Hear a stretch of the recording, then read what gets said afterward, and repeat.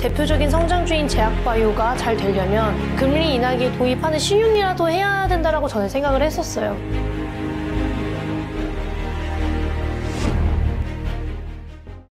우리 LS증권 리테일 부문의 윤지호 대표님, 네. 어서 오십시오. 안녕하십니까. 네. 네. 한 3개월 만에 나오신 거죠? 아, 그랬나요? 네네. 네. 3개월 만에 3개월 전에 뭔 얘기했는지 기억이 안 나요. 아유, 별 말씀해서 뭐 이런 말씀 드려도 될지 모르겠습니다만 살려주십시오. 제가 무슨 능력으로?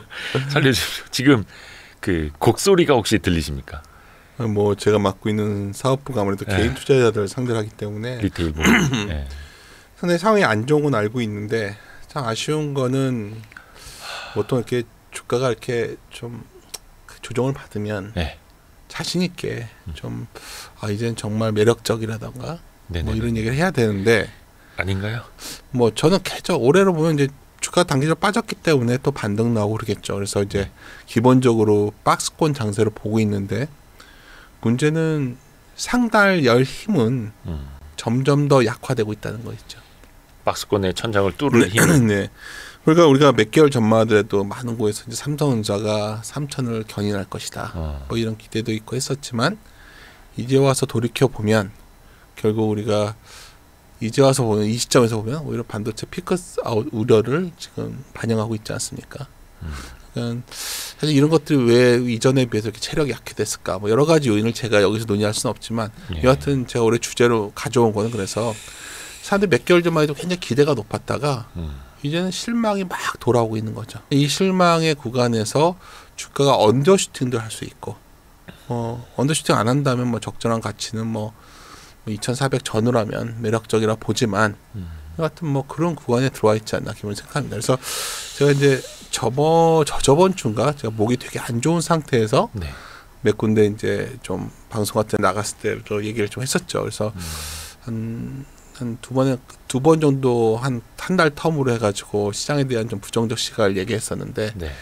다만 좀 긍정적인 거는 시장에 대한 이런 부정적 시각들이 많이 확산되어 있다는 거죠.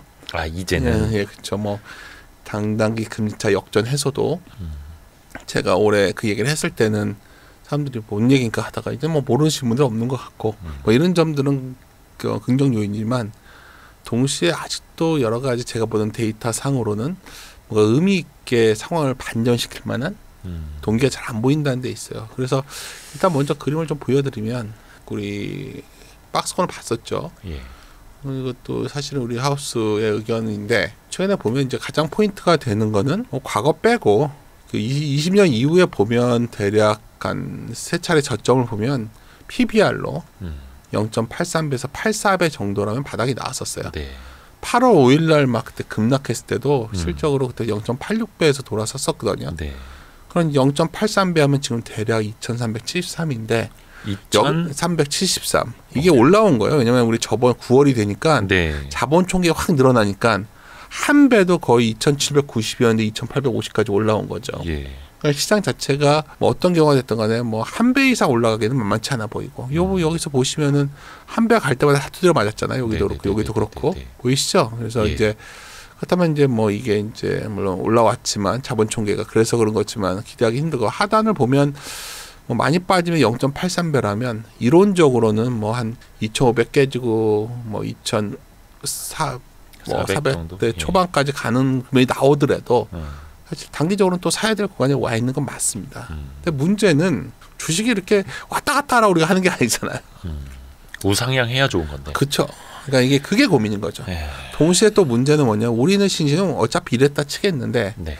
어떤 추세를 이어가던 미국 증시도 좀 불안 요인이 보인다는 게 오히려 고민이에요. 그러면 이제 또 얘기하면 이제 우리나라가 이제 장기적으로 추세적 상승을 한다면 어떤 때 있었죠? 가장 의미 있게 보는 게 우리가 2005년부터 한 2009년까지 엄청 좋았잖아요. 네. 이때 어땠죠? 우리 기억해 보시면 중국이 WTO 들어왔을 때잖아요. 그렇죠. 중국의 성장으로 미국이 안 좋아도 그렇죠. 중국의 성장. 뭐 사실 중국을 통해서 수출하는 것도 엄청 늘어나고 미국과 중국이 사이가 좋았을 때였죠. 그때는 패권 전쟁이 없었죠. 미국이 소비하고 중국이 생산하고 싸게 생산해서 주가 인플레도 안 나고 금융이 딱 한번 탁 두드려 맞은 뒤에는 사실 전 세계의 생산한 거 대비 성장 대비 무역 성장 GDP라는 게 결국 총생산이니까 무역 성장이 확 떨어지기 시작하는데 내년부터 이게 더 급속히 떨어질 걸로 전망 기관들이 예측을 하고 있거든요. 아하.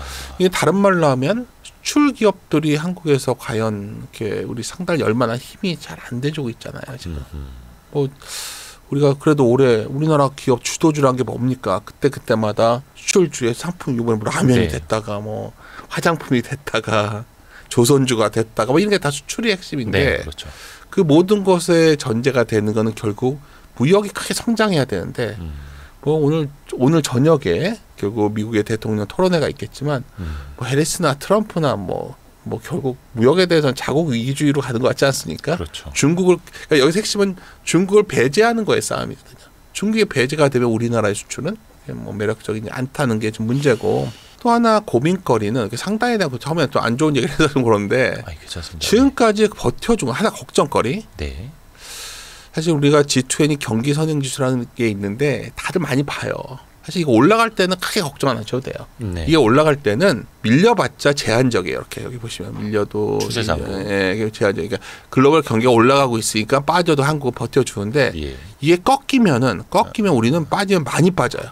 예. 왜 방금 전과 연결되잖아요. 그렇죠. 수출 우리나라 중심. 수출이 되니까 수출이 전 세계 경기가 꺾여 수출이 꺾이면 근데 그 대략 대략 봐도 지금 그 소위 이거 몇 가지 선행 지표들을 보면 늦어도 내년 1월 빠르면 올해 12월이면 이 지표가 꺾일 것 같다 선행 지수가 지금 꺾일 확률이 높아 보여요 지금. 네. 그러니까 그럼 이게 꺾이면 그때부터는 그러니까 지금 올해 4분기는 어떻게 버텨준다 치는데 내년 초가 되게 고민스럽다는 게 제 기본 생각이야. 내년 초까지 추세적으로요.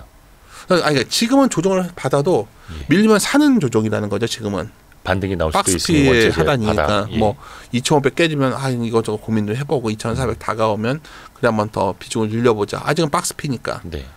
근데 박스피가 아닐 확률도 생기는 거죠. 이제 내년 초가 되면. 내년에는 박스피가 아니라 박스피의 하단을 열어놔야 할 수도 있을 것 그러니까 같다. 뭐 이게 뭐 크게 할 건 없는데 뭐 밸류에이션 매력이 있으니까. 근데 이제 이게 기본적으로 이제 MSC 그래서 OECD 선인수가 꺾였을 때 뭐 이럴 때도 있어요. 12년부터 15년 보면 그냥 옆으로 왔다 갔다 할 때도 있고 이럴 수도 있고. 근데 기본적으로 하여튼 이런 고민거리가 있고 뭐 뒤에 말씀드리겠지만 사실 내년 초에 가장 큰 이슈 중에 하나는 1월이 되면 여러 군데서 얘기는 하고 있는데 아직은 많이들 얘기 안 하시더라고요. 근데 지금 어쨌든 간에 그 미국의 부채 유예 한도가 1월이면 또 마무리되는데 그런데 뭐 선거 끝나고 나면 다 너너나도 돈 푼다고 해놨는데 쉽게 이게 뭐 되겠어요 지금. 하여튼 뭐 그런 문제도 있다는 거죠. 뭐 어떻게 될지 전 미래는 모르지만. 그러니까 미국 행정부의 그 부채 한도 협상 문제는 뭐 거의 때마다 계속 근데 반복되는 이번에는 거죠. 약간 선거가 누가 되든지 간에 바로 대선 직후니까. 그렇죠. 첫 번째 승부처이기 때문에. 그래서 이제 뭐 이런 부분들도 이제 보고 있는데 하여튼 이제 들어가서 최근에 이제 상당히 그 전차가 역전됐다가 해소되면 주가 조정받았다. 근데 이제 핵심이 뭐냐면 경기 침체기와 확장의 침체기 보면 장기금리와 단기금리의 사이클이 이렇게 움직여요. 이건 제가 그린 거예요. 예. 카피하지 마시고 제가 그린 거예요. 그러니까 단기 금리가 예. 훨씬 더 변동성이 이제 그쵸. 나타나고. 제가 이걸 어떤 책 쓰려고 한다가 만들어놨던 그림인데 제가 이거의 그림을 뭐 이 앞에 내용 썼던 거는 뭐 책 내용은 아니니까 아직. 근데 핵심은 우리가 자꾸 금리를 유동성으로만 바라보지만 예. 주식 투자자, 그러니까 예. 주식의 입장에서 제가 그래도 한 꽤 오래 봤잖아요. 네. 경기 측면에서 되게 중요한 게 바로 이 두 가지의 그 장기와 단기금리를 갖고 판단하는 게 제일 좋거든요. 그래서 결국은 요런 국면으로 침체 국면으로 이제 좀 비슷하게 가는 상황이 왔는데 지금 국면을 잠깐만 한번 찝어 주시겠어요? 그럼 이건 이 상황이잖아. 상당히 요 그림에서 잠시만요. 요 그림에서 현재 위치가 지금 마우스가 올라가 있는 위치로 한번 찝어 주신다면 원래는 네. 단기금리가 낮고 장기금리가 높아야 되잖아요. 그게 정상이죠. 이때는 어땠어요? 예. 단기금리가 더 역전이 높고 되어 역전되어 있었잖아요. 네. 역전에서 해소가 될 때가 침체 구간이 그때부터 본격적인 제 생각이에요. 제가 그려놓은 건데 이거는 뭐 이게 채권 하시는 분들 입장에서 뭔 개소리냐 할 수도 있어요. 뭐 저 말 실수했나요? 아니, 괜찮습니다. 편하게 해도 뭐 되죠. 이쪽은요. 예. 예. 아니 근데 예. 지금이 예. 이제 한동안 거의 한 1년 반 정도 벌써 됐나요? 네. 장단기 금리가 이제 역전돼서 이게 경기 침체 신원에 만의 그 논쟁이 엄청 길었었고 네. 이제는 단기 금리보다 이제 미국제 2년물보다 10년물이 이제 위에 살짝 올라가 있는 예. 어떻게 보면 정상적인 상황 그쵸. 같은데 이게 장단기 금리가 재역전된 그 근본 배경을 놓고 보면 예. 그다지 정상적이지는 않을 거라는 걸까요? 그러니까 장단기 금리차 역전은 제가 이제 얼마 전에 어떤 프로에서 뭐 과거에 뭐 토론했던 거에 나오고 그랬었는데 네. 한 2년 전에 이제 나스닥이 폭락한다고 얘기하면서 네. 주장했던 분들의 공통적 생각이 장단기 금리가 역전됐다 여기서. 맞아요. 이거 역전됐으니까 경기 그래서 경기 침체가 진짜 온다. 평균 몇 개월 뒤에 왔다. 뭐 어. 해가지고 뭐 그런 주가 폭락. 근데 제가 그때만 해도 사람들이 이거 되게 반신반의인데 이제야 좀 들어주는데 뭔 제가 헛소리냐. 역전됐을 때는 여러 문제가 생기지만 네. 그러니까 쉽게 말해서 장단기 역전은 경기 침체, 자금 시장에 문제가 생겼을 때는 경고를 했을 뿐이에요. 예. 진짜 경기 침체가 임박하거나 문제가 생기려고 할 때 해소가 되겠죠. 왜 해소가 되죠? 아까 방금 전에 단기 금리가 내려오니까. 단기금리가 내려오니까. 예. 단기금리가 왜 내려옵니까? 단기금리는 기준금리 내릴 것 같으니까. 내릴 거니까. 예. 이거예요. 이 메커니즘이 뭐 어떤 분들은 뭐 이게 맨날 그런 거 아니지 않냐 뭐 여러 가지 얘기하는데 뭐 이것도 저 반론할 얘기는 있는데 여하튼 뭐 요때 이 90년 이후만 보더라도 뭐 사람들 요거 순간 여러 가지 순간을 갖고서 이걸 다르게 해석하시는 분들이 있는데 저는 하여튼 의미 있는 게 우리가 근본적으로 자금 시장이 IT 그 2000년대 이후의 시장에서 보면 거의 예외 없이 역전되었다가 해소될 때 미국 주식 조정이 깊었었어요. 저 하늘색이 S&P 500이에요. 네, 썼고 이때는 역전이 거의 안 나와. 이거 잠깐 이거는 의미 있는 게 아니고 뭐 이 예. 정도는 뭐 역전이 돼 있어야 되는 거 아니에요? 예. 이것만 보더라도 이제 드디어 해소가 됐잖아요. 예. 이제부터 뭐 그런 우려를 하고 있는 거죠 지금 시장에서는. 무서운 일이. 근데 뭐 그렇겠어요. 뭐 근데 진짜 아니, 그런 고민들을 하는 사람들이 나오는데. 무섭게 말씀을 해놓으시고. 아이 뭐. 근데 그래서 이제 제가 여기 아까 보니까 여기도 책이 있던데 네, 예. 코스톨라니 책이 앞에 있어서. 앙드레 코스톨라니 책. 맞아요. 저 네네네. 쪽에 있어서. 예. 저도 매우 좋아하는데 오스트레일리아가 이걸 똑같이 얘기한 건 아니고 제가 이제 그 그림을 약간 조작해서 예. 보는 건데 아 달걀 이론. 그렇죠. 달걀 1호를 좀 금리가 정점 치면 사실 예금에서 빨리 채권으로 옮기는 게 맞았던 거죠. 네. 그렇죠. 그러니까 작년에 채권 투자를 하는 게 맞았죠. 네네네네. 그거는 너무나 당연한 선택이었어요. 쉬웠죠, 너무나. 미국채 10년물이 거의 막 5% 육박할 때. 그렇죠. 그때 사야 되는 거죠. 그러니까 네. 진짜 이제 잊지 마시라는 거죠. 그러니까 그걸로 미국의 금리 인상이 상승을 멈추는 순간에는 그래? 미국 금리가 내려가겠구나.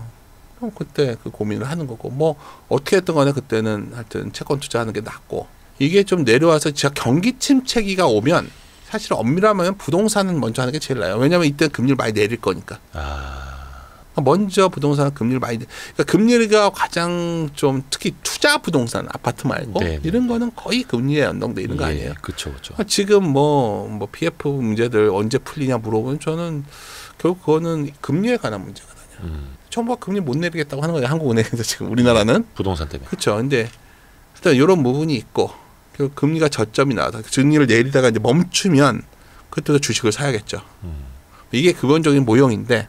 뭐 이대로 그대로 진행은 안 되겠지만 대략적인 가늠은 자산매를 이렇게 하는 게 그래도 여러 사이클을 본 제 입장에서는 맞더라. 다 떠나서 뭐 장단기 역전 이런 건 잘 모르겠지만 금리는 정점을 쳤잖아요. 거기에서 지금 한 대충 한 지금 비국면? 그건 제가 이걸 정확히 할 수 없어요. 근데 하여튼 맞다. 이걸 되고 앙드레 코스톨라니도 저걸 이제 점으로 생각하지 말라고. 네. 이거 읽으셨네요. 그리고 사람들이 지금 여기냐 물어보면 제가 할 수 없는데 지금 금리를 정점 쳤다는 거.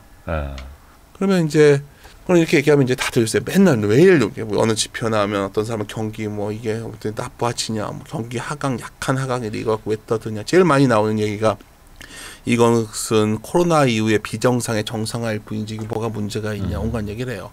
그것도 일리 있는 얘기고. 네. 근데 뭐 예를 들어서 이런 것도 있더라고요. 되게 재밌었는데. 갑자기 소시지가 왜 나옵니까? 그러게요. 이게 이제 달라스 연은 텍사스의 달라스 연은에서 이런 문장을 했어요. We are preparing for the recession 준비하고 있다. 분체를 경제가 약할 때 된 소세지 수요가 확대된. 그러니까 고기를 비싸게 못 먹고 소세지 먹는다는 거예요. 고기 대신에 그러니까 싼 소시지로. 지금 그러니까 부유한 사람들은 모르겠는데 예. 어려운 사람들은 어렵나 보죠. 미국도 지금. 그렇겠죠. 또 양극화도 되고. 아니 뭐 제가 사람들이 하도 경기 침체는 왜 저는 이코노미스트는 아니에요. 저는 뭐 전략. 적절약했었고 뭐 네. 주식쟁이지 제가 뭐 굳이 뭐 경제학자들 생각도 없고 경제학자들의 논리 방법이 그렇게 엄청 로지컬하지 보지도 않아요. 근데 이제 하도 이제 요새 경기 침체 얘기만 하면 무식한 얘기한다고 하니까 제가 이제 이런 얘기를 좀 하는 거고 예. 뭐 이런 얘기도 있더라고요. 근데 여기서 예. 이제 오늘 이제 이번에 금리를 내리지는 않을 것 같아요. 심하게 9월 FOMC에서 9월에 뭐 25bp 이상 하기 쉽지 않지 않겠어요. 근데 요번에 25bp를 하더라도 어쨌든 간에 11월이나 12월에 비컷 할 것 같잖아요. 지금 시장의 컨센서스가 125예요 지금. 25, 음. 50, 50 합쳐서 125bp를 그쵸. 연내 내릴 것이다라는 게 컨센서스긴 한데 네. 또 그만큼 내릴 수 있느냐는 또 별개 이야기잖아요. 그 근데 패드 이제 결정이니까. 우리가 여기서 50bp 인하를 왜 이렇게 시장에서 처음에 두려워하냐. 그러니까 참 지금도 제가 사실 네. 대표님이 저한테 50bp 이하는 호재입니까? 이거 갖고 이제 논쟁이 벌어졌어요. 그러니까 이 기본적으로 인플레이션이 잡혀서 금리를 내리는 거기 때문에 호재다고 불과 몇 개월 전까지 다 그렇게 얘기를 하고 합창하고 있었잖아요. 그러니까 이게 관점의 차이일 수 있는데. 아니 제가 말씀드린 건 맨 처음 제목에 담긴 의미예요. 예. 높아진 기대였다는 거죠. 그러니까 우리는 기대가 너무 노랜딩을 생각하고 있었던 거죠. 그 얘기 우리 많이 노랜딩의 기본은 뭐냐면 그냥 물가가 잡히니까 자연스럽게 금리를 내려주는 거고 경기는 아무 문제가 없을 거야. 이 얘기를 한 거잖아요. 아니 뭐 우리 해피하게. 솔직해지자고요. 몇 네. 개월 그 얘기들 하면서 3천 간다. 삼성전자 10만 원 얘기하고 뭐 다 그랬던 거 아닙니까? 네네. 근데 지금 시점에서 한번 고민을 해보자면 네. 여기서 이제 진검수가 벌어질 것 같아요. 드디어 연준이 금리 액션을 취하면 장단기 역전 해소가 되는데 50bp 인하했을 때 이걸 유동성의 보강으로 본다면 시장이 한 번 더 버블로 가겠죠. 한 번 더. 네. 시장이 제일 기대하는 아직도 이거 상당수 가능성이 있는 거예요. 그러면 많은 분들이 지금 예를 들어서 삼성전자 물려있는 분들이면 한 방이 남아있어 이 생각하고 있겠죠. 지금. 그렇지 않을까요? 유동성이 보강된다는 측면이라면 그렇죠. 근데 저는 뭐 제가 올드해서 그런지 모르지만 뭐 많은 분 뭐 저 아저씨는 왜 옛날 거 갖고 자꾸 얘기하지만 옛날부터 잘 안 변하는 디지털 지금까지 달라라고 생각해서 안 되는 것들이 몇 가지 있더라고요. 그런 것들이 항상 경기 침체는 갑자기 왔었고요.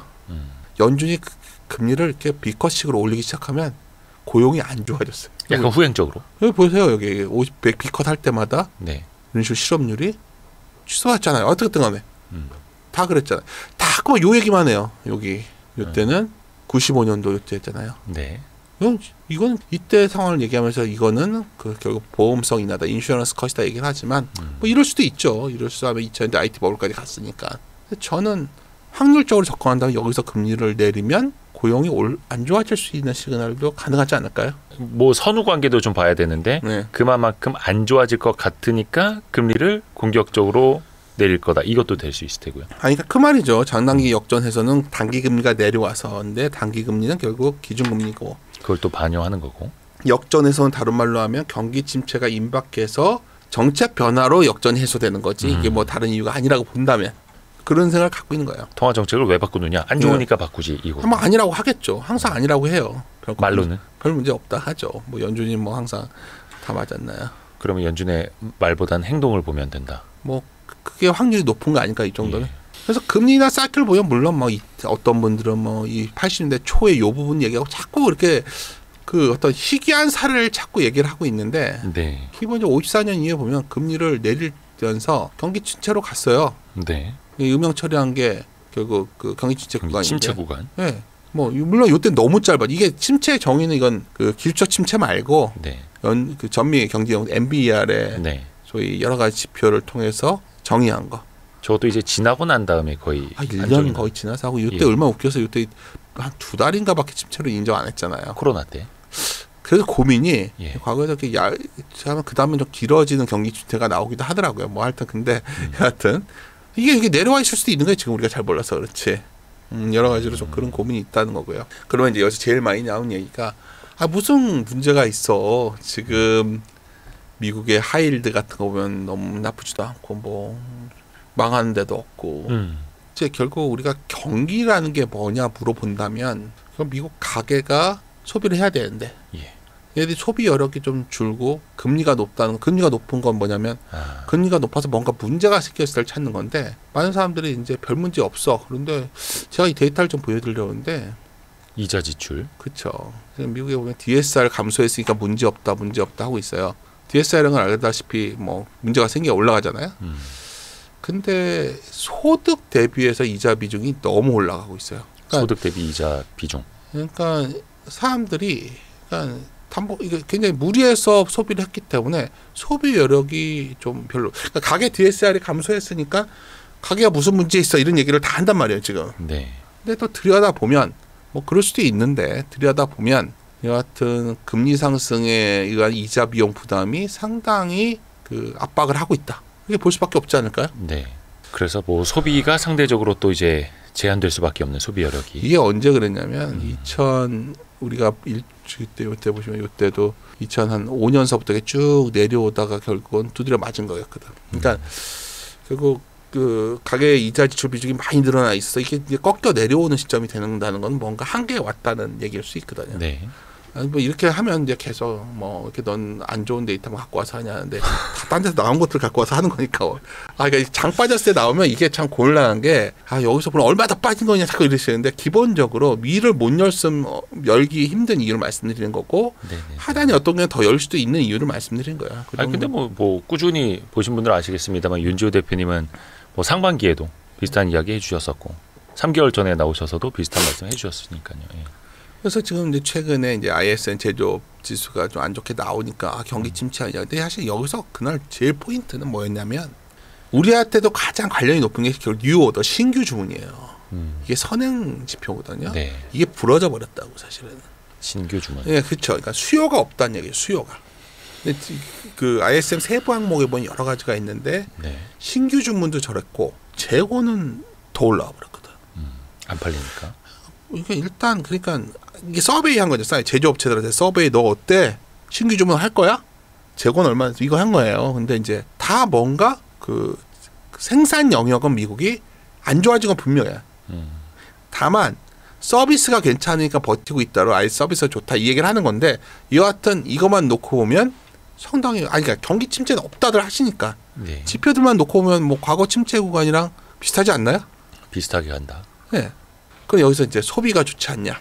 무슨 이것도 서베이 결국 설문조사를 해서 미시간 보면 뭐 이것도 뭐 내려가고 근데 보통 침체가 뭐 이렇게 위에 내려오면서 침체가 되지 뭐 바닥이 침체는 알 수 없잖아요. 네. 그래서 뭐 이것도 뭐 이렇게 뭐 굳이 뭐 시장이 끄떡없어 이런 근거를 하기는 쉽지 않다는 거예요.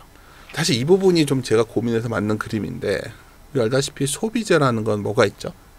필수 소비재 있잖아요. 필수 소비재도 있고. 그럼 뭐냐면 예. 내가 돈이 있든 없든 그냥 필수적으로 소비해야 되는 거. 네네. 대표적으로 먹어야 되니까 그 먹어야 되는 음식료가 있고 네. 또 화장품도 필수 소비재예요. 이것도 재밌지 않아요? 필수 소비재. 화장 안 하면 살 수 없나? 하다가 뭐. 안 할 수는 없으니까. 혼자서 내가 예. 웃은 적 있었는데 네. 뭐 그런 것들이 대표적인 필수 소비재고 여기는 경기 소비재.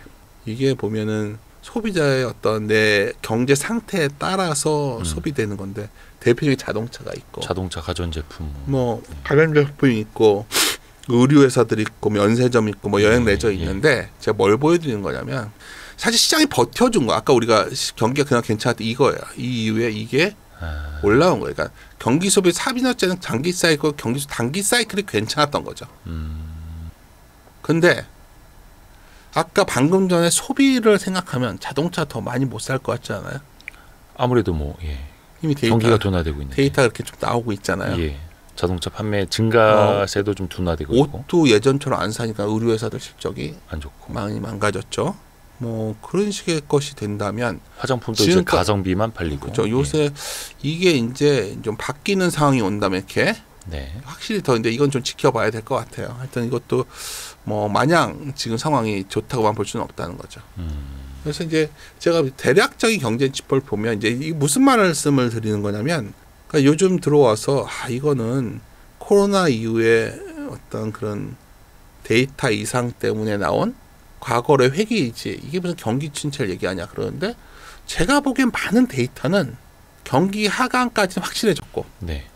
하강에서 짧은 리세션인가 긴 리세션인가의 싸움만 남은 것 같거든요. 그런 거 아니겠는가 하는 거죠. 그러니까 그렇게 진행되고 있는데 애써 많은 참가자들은 금리가 내리면 다시 바뀔 거야. 왜? AI 사이클이 있으니까 이 생각을 하는 거죠. 다시 M7이 끌고 올라갈 거야.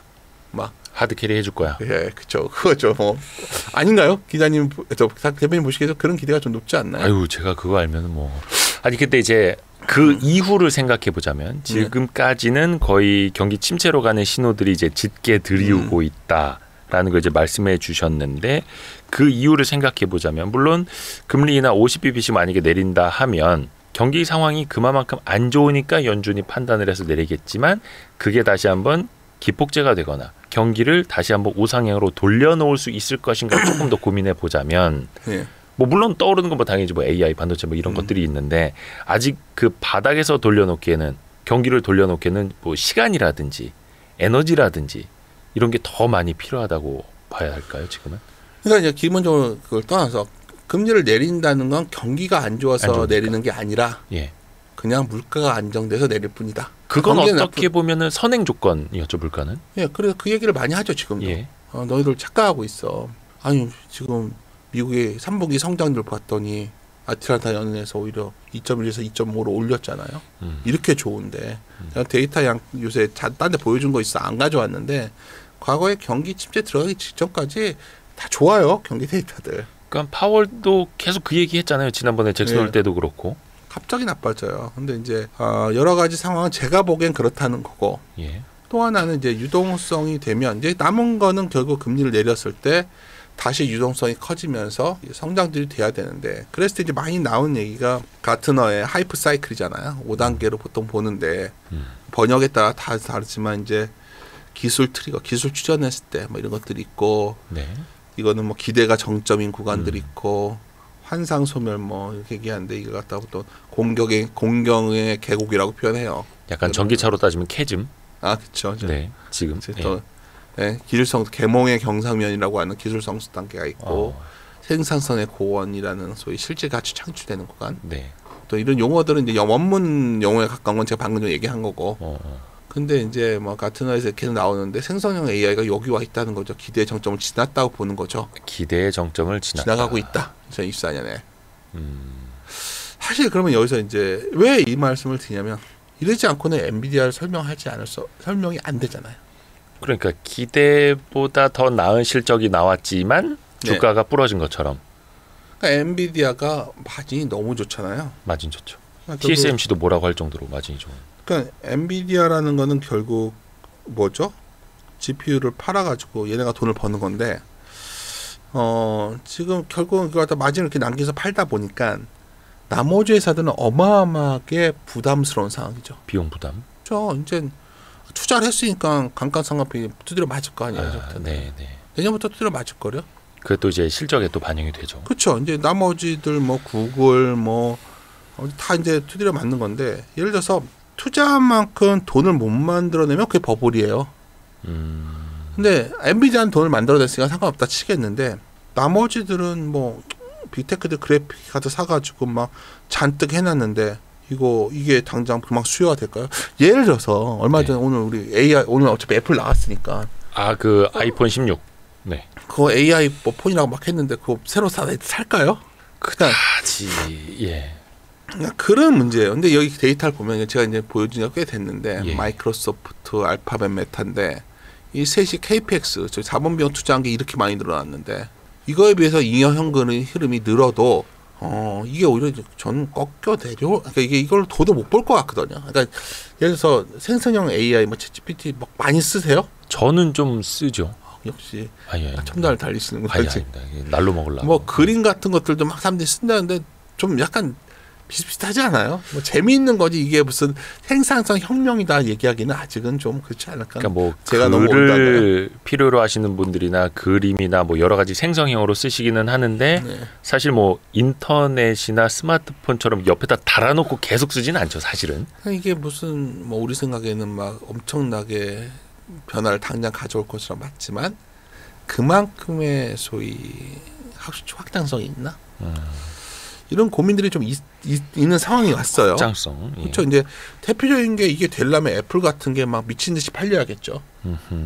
이런 AI 노트북이 엄청 팔리거나 막 이러면 사람들이 빨리 안 바꾸면 안 되겠다. 뭐 그런 상황이 이번에 와요. 뭐 애플도 뭐 선보인 기능 보니까 뭐 핸드폰으로 이렇게 AI 몇 개 하면은 이메일 와 있는 것도 이렇게 정리가 샥샥샥 되고 이런 건데 그것 때문에 근데 100몇십만 원 들여서 저 바꿔야겠다 이러지는 않죠. 그렇죠. 근데 문제는 뭐였냐면 우리가 이제 이 생각을 한 거예요. 지금 처음에 엔비디아가 팔리지만 어마어마하게 이제 노트북도 많이 팔리고 이럴 거니까 결국은 PC에 D램도 엄청 팔릴 거야. 다 이 생각한 거죠. 그래서 OEM 재고를 막 쌓아놨었어요. 근데 결론이 어떻게 됐죠? 지금? 메모리 반도체 측면에서 네. 재고요. 다들 재고 쌌죠. 뭐 예. 삼성전자도 그렇고 뭐. 땡겨서 사자. 이건 많이 쓸 거 많이 팔릴 거니까 이제 AI 노트북이 팔릴 거야. 막 이랬잖아요. 지금 우리가 지금 자세히 기억을 다 잊어버리는데 불과 3-4개월 전에 다 이 얘기들 하고 있었어요. 온 디바이스. 그렇죠. 예. 이제는 뭐 다 이거 쓸 거야. 안 그랬다는 거죠. 반도체가 왜 그러냐 물어본다면 그만큼 안 쓰고 있으니까. 가격도 좀 컸겠지만 그리고 특히 노트북 같은 경우에도 다 이미 트렌드포스 전망도 보면 이미 이렇게 많이 쓸 거라고들 전망하고서 했지만 실제 수요는 매우 부진할 것 같다고 봤는데 지금 나오는 거는 킬러 앱이 없다는 거예요. 지금. 킬러 앱. 네, 뭐 사실 스마트폰도 그렇고 다들 마찬가지로 결국 이거를 우리가 이거 현실적인 얘기 아닐까. 그러니까 많은 분들이 지금 뭐 저랑 뭐 이거를 제가 정답은 모르지만 이건 알 것 같아요. 막 네. 전자가 저런 이유는 이런 이유 때문이에요. 이유 없이 빠졌다는 틀렸다는 거예요. 이유는 있다. 기대보다 너무 기대가 앞서가고 높았다는 거예요. 그러니까 전혀 충족을 못 하고 있는데 지금. 근데 이게 이 예전에 그러지 않았습니까? 그 2020년 21년도에 스마트폰이나 네. 태블릿이나 노트북이나 많이 팔렸잖아요. 비대면서 네. 뭐 이런 거 하면서 비대면 회의하면서. 근데 그게 얼추 이제 한 3년 정도 지난 사람들이 바꾸는데 교체 수요가 있을 거다 교체 했죠. 수요가 오는 타이밍이 지금이고 이때쯤 사람들도 수요도 올라오고 때마침 온 디바이스 AI도 그게 아까 경기 올라오니까 소비 얘기 드린 거예요. 네. 그거는 어떠해야지 소비가 가능한 거냐면 내 경제 상태가 좋아야 소비가 가능한 어찌됐든 경기가 좋아요. 경기 소비재였다는 거죠. 근데 지금 상황은 그게 아니라. 아까 아니라는 게 아까 보였잖아요. 그 트렌드 포스는 왜 그렇게 전망을 해가지고. 우리 다 경기 소비가 좋을 줄 알았죠. 그러니까 뭐 이게 뭐 어떻게 될지 모르죠. 그래서 반도체 사이클 자체가 네. 한 후반부에 들어간 것 같아요. 사실 이거를 후반부? 제가 이거를 예. 한 3주 전에 네. 어디 강연회를 하면서 이 얘기를 했었어요. 예. 근데 정말 표정이 쏴한 거예요. 이게 느껴지잖아요. 지금 반도체가 다시 이제 업사이클로 가야 되는데 네. 저게 이제 다운 사이클이란 얘기예요. 그러니까 내년 초가 되면 다운 사이클 들어가죠. 1분기. 1분기가 피크예요. 반도체 그러니까 산업 측면에서. 네. 그럼 주가는 먼저 지금 반영이 되고 있는 반영돼야죠. 거고. 당연히 지금 빠지는 게 맞죠. 분위기 쌓여지는 게 맞네요. 그래서 그날 진짜 제가 그날 알았어요. 이거 진짜 제가 지금 뭐 애널리스트 안 하고 이제 뭐 나이 들었으니까 이제 언제 어깨 떠할지 모르니까 편하게 말하는데 그날 보면서 생각보다 많은 사람들이 여기에 좀 다 들어가 있구나를 확 오더라고 그날. 근데 그 윤지호 대표님이니까 이렇게 또 이렇게 미움받을 용기를 갖고 말씀해 주시는 미움을 거죠. 받고 있어요. 이게 또 그래서 그래서 미움 많이 받으시잖아요. 근데 왜 그래요? 저도 이제 좋아하시는 분들 많이 있어요. 농담입니다. 존경합니다. 반도체 사이클 후반기 정도가 내년 초가 픽아웃 될 것 같다는 좀 우려가 있고요. 내년 초 피크 아웃이면 사실상 주가는 지금 하락하고 있는 게 설득력이 이유 있다. 없이 하락한다고 자꾸들 하셔가지고 제가 보기엔 이런 이유들이 아주 명확하게 나와 있어서 이유 있는 거다. 그렇죠. 근데 이제 여기서 이제 많이 나오는 게 삼성전자 PBR 1배 가까이 왔는데 싼 거 아니야? 근데 그러니까 이랬을 때 이제 싸다 비싸. 그리고 어떻게 롯데케미칼 어떻게 설명하죠? 롯데케미칼은 0.2배 왔거든요. 그러니까 시클리컬 섹터에서는 사실 밸류에이션이 이 정도면 이제 눈치채셨겠지만 소위 시크리칼 주식들이 사이클을 잘못하면 어떻게 되는지 말씀을 드린 건데 하여튼 뭐 그것까지 얘기하면 더 기분 나빠하실 것 같으니까. 근데 삼성전자 많이 빠졌어요. 제가 말씀드린 여기서 무슨 삼성전자 그렇다고 보통 여기서 뭐 엄청 더 빠지겠어요. 뭐 6만전자 지금 6만 6천 원대거든요. 모르겠어요. 하여튼 이게 참 그 얘기 그만하시죠. 뭐 또.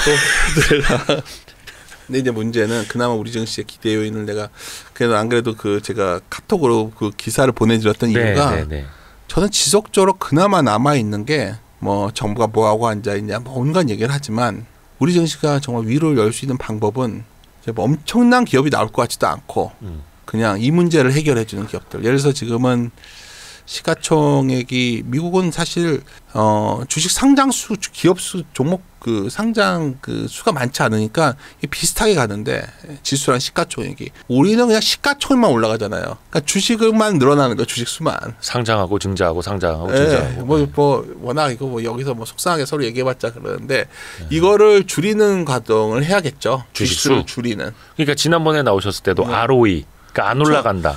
이 부분을 해결하는 근데 다행스러운 거는 우리나라에도 이런 기업들이 좀 나왔죠. 대표적인 게 은행주예요. 몇 개. 네, 몇 뭐 개만. 은행 업종 뭐 그리고 뭐 찾아보면 좀 있긴 한데 금융지주다 뭐 현대차 뭐. 그래서 놀라운 거는 이거예요. 코스피 고배당 50종목을 인덱스화 시켜서 보면 예. 배당 성장도가 제일 좋고 배당 성장이 뭐냐면 회사 자체 이익이 커지면서 배당하는 기업들이에요. 이거는 상당히 좋아요. 고배당 50도 좋고 코스피에 비해는 월등하잖아요. 코스피 마이너스인데 그래도 이거는 거의 13%막 이 정도 나오거든요. 이 정도는 괜찮은 거 아닐까요? 네. 놀라운 건데. 하여튼 예전에는 보기 힘들었던. 뭐 과거에도 사실 우리나라에서 제일 좋은 건 배당 성장주예요. 그래서 제가 전에 한번 다른 방송에서 어떤 책도 소개하고 그랬어요. 제가 뭐 이건 뭐냐면 뭐 사서 읽으시면 좋은 책이니까 뭐 제가 뭐 그 책에 관련된 것도 아니고. 어떤 책이요? 그 베어링 자산 김지영 매니저가 쓴 책이 있어요. 배당. 근데 한번 그 책 읽어보시면 뭐 예. 배당 성장주가 뭐예요? 리노공업, 현대차 이런 게 배당 성장주예요.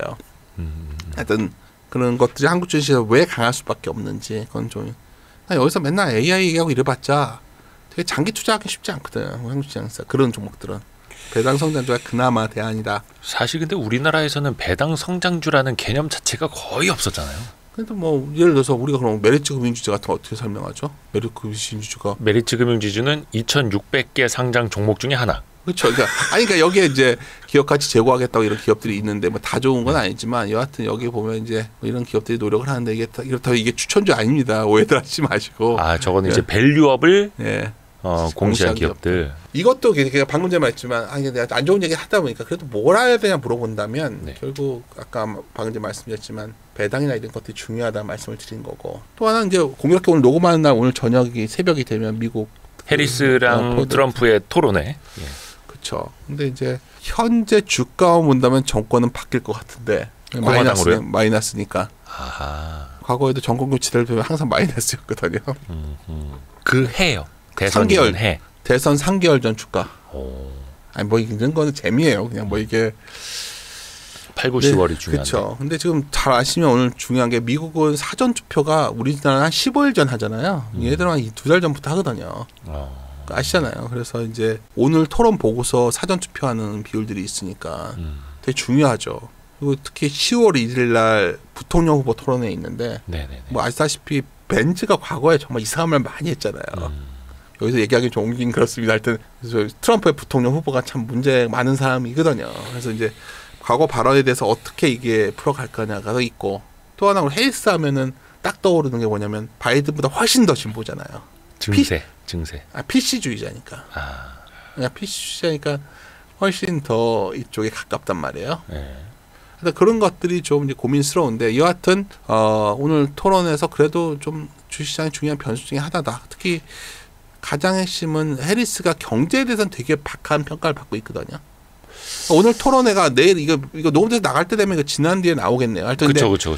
지금 현재는 거의 해리스가 이긴다가 확률이 높아요. 여러 가지 투자 현도 보면. 근데 이제 사실 고민거리는 약간 그 말인즉슨 해리스가 만약에 당선이 되면 좀 주가에는 좀 더 부담이 될 수도 있다는 말씀이실까요? 그거는 뭐 섹터별로 다 다른데 예. 둘 다 마음에 안 드는데 하여튼 해리스가 그 바이든보다는 훨씬 주식시장에 부정적이에요, 사실. 예. 특히 이제 막 증세 많이 한다고 하고.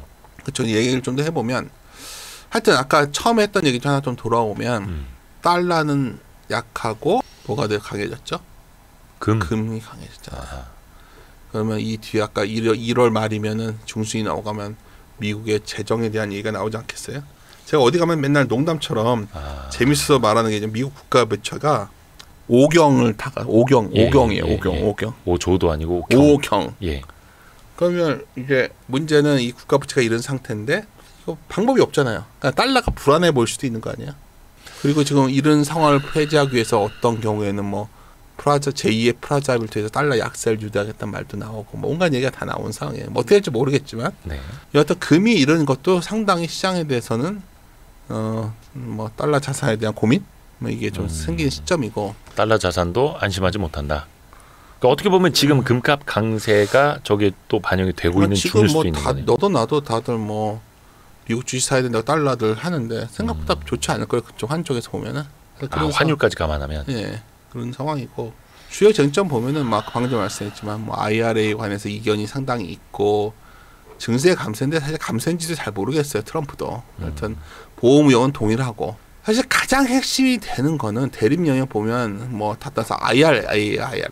그렇죠. 공통은 중국은 배제하자. 네네네. 이겁니다. 그렇죠. 근데 이제 그래서 금명차가 IRA인데 뭐 이거 여러 가지 시나리오를 이제 저희 뭐 애널리스트 분들 작성해서 가져왔지만 저는 약간 생각이 달라요. IRA 건드기가 참 어려울 거예요. 왜냐하면 공화당의 텃밭이 텍사스 뭐 애리조나 이런 데잖아요. 네. 그런 데가 다들 그 IRA 수혜 지역이에요. 예. 그렇잖아요. 지금 네네네네. 표를 얻어야 되는데 과연 이게 의회에서 이게 잘 될까요? 있던 거를 뒤집기는 쉽지 않다. 뭐 조금은 고치겠지만 뭐 그렇다고 2차 전지가 된다는 얘기는 아니고 제가 말드리고 싶은 요지는 하여튼 근데 하여튼 내용 중에서 해리스가 승리한다고 이게 엄청 좋아지고도 사실 난센스고 그것도 아니고 트럼프가 승리해서 뭐 공화당이 압승하면은 뭐 이 막 규제가 엄청 보조금 축소해버리고 이러면 다 망할 것처럼 얘기하지만 그것도 사실 현실적으로 쉽지는 않다 지금. 그러니까 항상 그 대선 앞두고 정책 네. 공약은 세게 나오죠.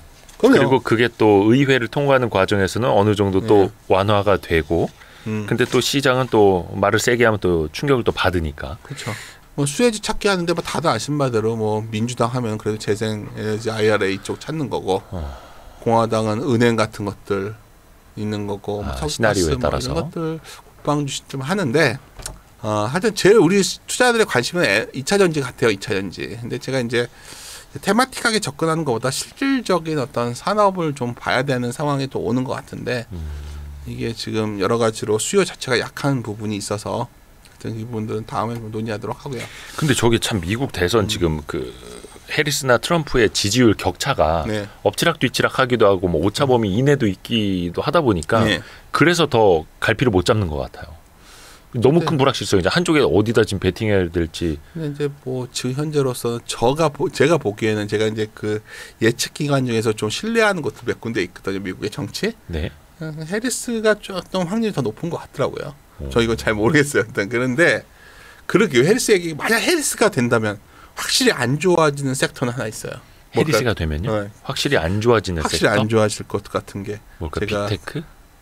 그런 것도 있지만 우리 산업에서 되게 인기 좋았던 거예요. 뭐냐면 사실 해리스가 굉장히 아까 제가 힌트를 드렸는데 그 굉장히 진보적 좌파 쪽에 PC주의. 극단에 가 있는데 네. 가격을 통제하겠다는 생각을 갖고 있잖아요. 아, 네네네. 식료품 가격 통제. 이게 사실은 맞아. 이거는 사실 뭐 학계에서는 이게 현실적으로 불가능하다 얘기하는데 해리스는 이거 할 것 같거든요. 그러니까 아예 대놓고 기업들한테 가격을 그쵸. 내려야 된다고 하죠. 사실 우리나라 보면은 뭐 국내 라면 제품 같은 게 월마트, 코스트코 다 수요 확보돼 있는데 비용 코스트에 비해서 마진 같은 걸 맘대로 하기가 힘들어진 상황. 그러니까 이 같은 우리의 굉장히 히트쳤던 상품 중에 하나가 미국 향의 라면 수출이 늘어나면서 2024년 지금 특히 엄청 좋잖아요. 뭐 사양식품 뭐 이런 것들 뭐 코스트코에서 불닭, 뭐 월마트 신라면 막 수요 엄청 좋다고 다들 사양식품, 농심 뭐 이런 거잖아요. 그렇죠. 이쪽은 오늘 선거 끝나고 났는데 해리스가 압승할 것 같다 나오면 쉣 해야죠 이거는. 타격 받을 수 있겠네요. 그렇죠. 또 하나는 뭐 둘 다 상관없이 좋을 것 같은 거. 이거는 뭐 여기에 오래간만에 왔으니까 제가 말씀드린 건데 사실 정당 간 둘 다 똑같이 하는 게 중국을 싫어한다는 게 하나가 있고 또 하나는 생물보안법이라는 게 있어요. 아시잖아요. 그 생물보안법은 중국 바이오 관련 기업 거래하지 말라는 건데 그럼 뭐 삼바와 같은 것들 좋은 거죠. 이것도 하나의 축이 될 것 같고. CMO, CDMO. 그렇죠. 또 하나 이제 선거 이번에서 가장 핵심이 되는 거는 사실 누가 되냐에 따라서 변화 있는 게 결국 이민 정책인데 알다시피 트럼프는 이민자 제한 가겠다는 우리가 알다시피 2019년 그 트럼프가 그 초기 그때 가면 3만 명 정도였거든 연간 한도를 그때까지 돌아가겠다는 거예요 지금 12만 명인데 4분의 1을 줄이겠다는 거예요. 그러니까 이렇게 되면 무슨 문제가 있냐면 트럼프에서 이렇게 막 줄여버리면 인력 공급이 주니까 실업률은 좀 하락하겠죠. 예.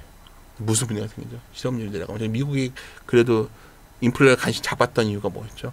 임금 인플레 잡았던 거죠. 그게 좀 흔들릴 가능성이 있는 거고. 오히려 실업률이 내려가면. 그렇죠. 근데 해리스가 되면은 이제 아무래도 망명자 인권 같은 거 중시하다 보니까 특히 본인이 이제 결국 그 소위 이민자의 그렇죠. 그 흡선이다 보니까 결국 이거는 대규모 추방보다는 받아들이다 보면 지금 고민하고 있는 실업 이슈가 더 올라올 확률도 있는 거죠.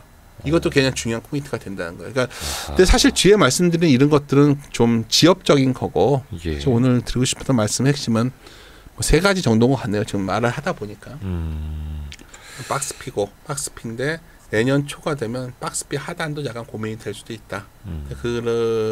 아직은 그럴 가능성이 높지 않다고 보고 있지만 하여튼 그거는 뭐 여러 가지 예기치 않은 여러 가지가 나올 수 있지만 사복은 아직은 그렇지 않다는 거고요. 그리고 특히 많은 사람들이 이제 기대하고 있는 반도체가 물론 반등은 나오겠지만 우리가 3, 4개월 전에 기대했던 그런 상황은 아니었다는 게 현재 주가에서 입증되고 있는데 주가가 현재 하락한 거는 이상한 게 아니다.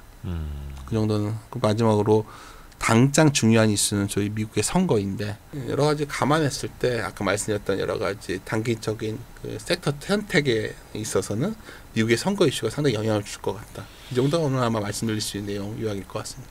되게 이제 냉철하게 짚어주셨습니다. 감사합니다. 냉철하게 짚어준 건지 아니면 너무 지루하게 얘기한 건지 잘 모르겠네요. 아니 너무 쏙쏙 들어왔습니다. 네. 거의 이제 심장이 철렁 내려앉을 정도로 이제 너무. 그럼 제가 원한 게 아닌데요. 그렇게 안 좋다는 게 아니라 그래서 주가가 지금 내려와 있는 거겠죠.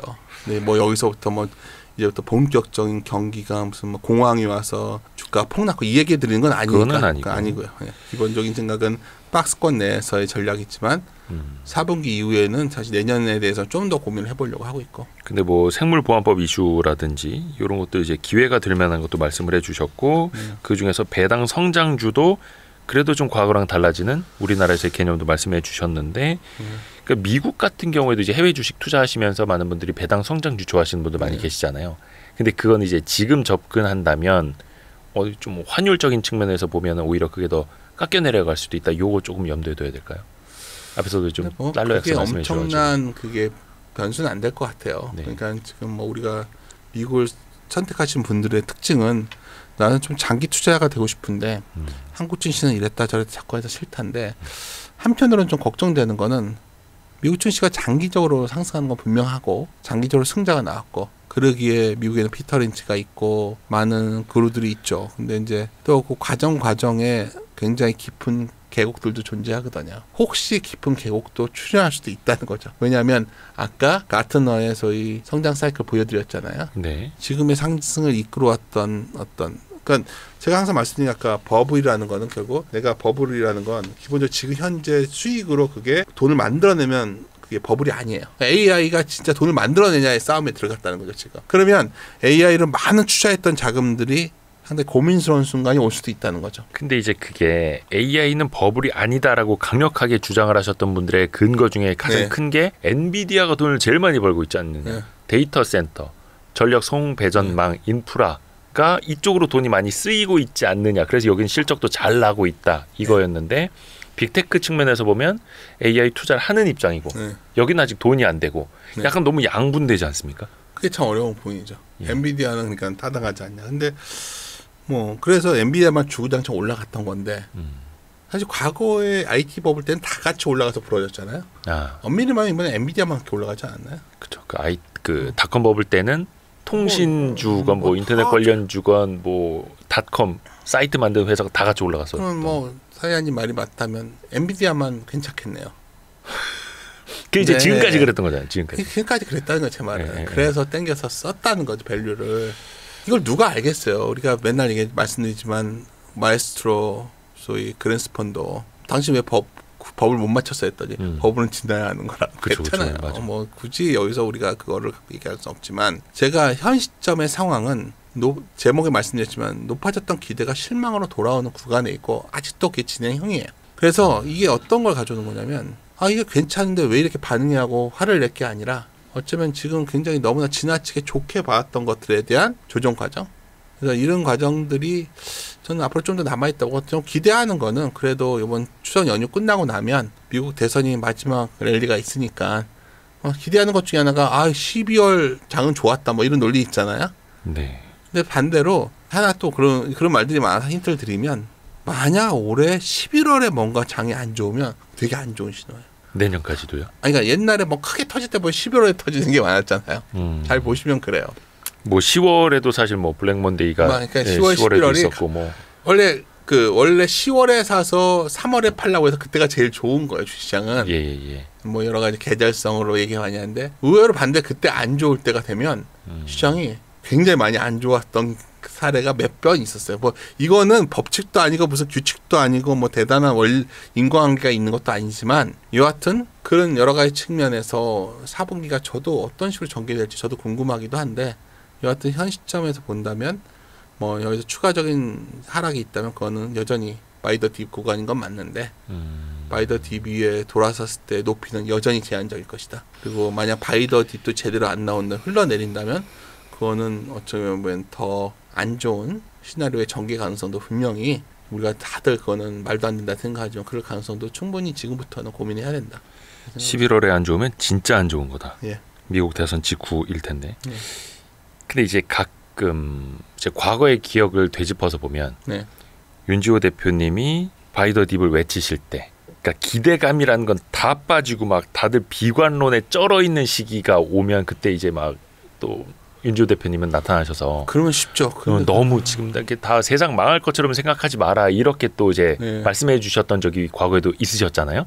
근데 네. 그 기간까지는 아직 아니다. 그 정도로 고통스럽나요? 아 나는 왜 고통스럽지? 그 정도 고통은 아닌 것 같은데 왜냐하면 일단 아직 많이 숨을 쉬고 있습니다. 코스닥의 일부 종목들은 그럴 것 같은데 코스닥이 지금 아니 코스닥이 좀 그런 것 같아요. 네. 그네요. 근데 이제 하이닉스다. 그러면 하이닉스가 그 정도 상황인가? 하이닉스? 네, 예를 들어서 SK 하이닉스 같은 경우에 주도주였으니까 뭐 이 정도 상황을 보면은 그래도 뭐 지금 그냥 어려운 건 뭐냐면 물론 많은 분들이 지적하시는 것처럼 과거의 잣대와는 좀 다른 상황도 분명히 현재 존재하고 있는데 네, 하여튼 중요한 거는 저는 이런 때마다 이런 걸 반복해서 생각해요. 항상 이번엔 달라. 이번에는 뭔가 경기 지표가 좀 이렇게 안 좋아지더라도 이거는 코로나 이후에 정상화 가져. 뭐 온갖 얘기를 해요. 근데 과거를 복귀해 보면 항상 비슷하더라고요. 그러니까 이게 인간이라 왜 그럴까 하면 우리가 이 시장에 이런 거 있잖아요. 우리가 그 행동 경제학에 보면 도박꾼의 자만이라는 게 있어요. 투자와 도박은 100% 다른 거예요, 분명히. 그렇죠. 도박꾼의 자만이 뭐냐면 항상 이 생각을 하는 거거든요. 문제가 생기기 전에 난 빠져나갈 수 있어.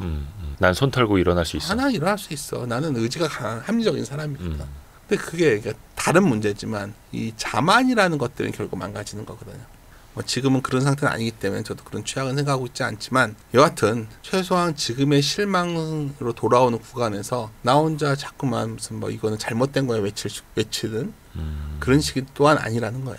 예, 저는 제 개인적 생각입니다. 이게 무슨 뭐 제가 이제 뭐 애널리스트도 아닌데 여기서 무슨 제가 무슨 뭐 저의 뭐 하우스 뷰다 뭐 이런 얘기하는 게 아니라 그냥 시장이라는 걸 재미로 봤을 때 표현이 좀 그런데 시장이라는 건 그냥 재미있잖아요. 흥미롭고 보고 있다 보면 물론 여기서 저도 투자를 하고 있기 때문에 아플 때도 있고 좋을 때도 있지만 뭐 엄청난 고수익을 노리는 방법도 있겠지만 어떤 사람들은 그래도 어떤 수익률 이상을 연간으로 달성하면 상당히 만족해하고 투자하는 사람들도 있어요. 결국 이건 누적적으로 수익이 쌓여가는 거기 때문에 그런 관점을 가진 투자자라면 이런 말은 안 했으면 좋겠어요. 한국 증시에서 왜 주식을 사고 팔면 안 된다? 저는 그렇게 동의하지 않습니다. 그러니까 한국 증시에서 섣부른 잘못된 어떤 종목이 굉장히 사이클이 바뀌는 시장이기 때문에 미국은 모르겠어요. 미국을 제대로 투자해 본 적 저도 없어서. 근데 이제 한국에서는 뭐 예를 들어서 2차 전지 유행할 때 2차 전지가 이상의 모든 거일 것 같지만 언제부터 사라지고 화장품도 선날이다 사라지고 옛날에 뭐 그런 거 어떨까 뭐 셀트리온은 어땠나요? 뭐 지금의 여러 가지 지금 부상하는 어떤 종목들도 그렇게 될지 아니란 보장이 있나요? 사실 뭐 오늘 편안하게 대표님이랑 뭐 얘기하러 온 거니까 뭐 제가 여기서 뭐 이런 거 얘기하면 좋아할 거고 저런 거 얘기하면 싫어할 거고 그거 생각할 나이는 아니잖아요. 근데 뭐 그럴 사람은 나이는 아니고 그러면 하나 최근에 정말 경계해야 될 거는 자꾸 시장이 잘못됐다는 생각 있잖아요. 그건 정말 시장이 잘못됐다는 정말 생각. 잘못된 그야말로 잘못된 생각이에요. 이유 있는 나름대로 여러 가지 액션이 나온 거다. 우리나라 시장이 이상한 거야. 막 이런 논리로만 그냥 가는 거는 나의 어떤 성과에 그렇게 결국 도움이 되지 않는다. 제가 이런 얘기할 자격이 있는지 모르겠는데 제가 이건 끊어줬으면 좋겠는데. 그런 말씀 들으려고 사실 윤지호 그래요? 대표님 모시는 거라서. 뭐 더하면 주절주절 꼰대 소리 들을 것 같으니까 그만하시죠. 아닙니다. 그래서 다른 분들과 또 다르게 그렇게 냉철한 이야기를 또 소신껏 해주시니까 우리 윤지호 대표님을 다들 이제 좋아하시는 거 오늘도 정말 많이 들었습니다. 그래서 다음번에는 언제가 될지는 모르겠습니다만 또 이제 살려달라고 제가 또 외치게 되면 제가 그런 능력이 있었으면 좋겠습니다. 연락 올리겠습니다. 예. 너무 감사드립니다. 네, 감사합니다. LS증권의 리테일 부문 윤지호 대표님이었습니다. 감사합니다. 감사합니다.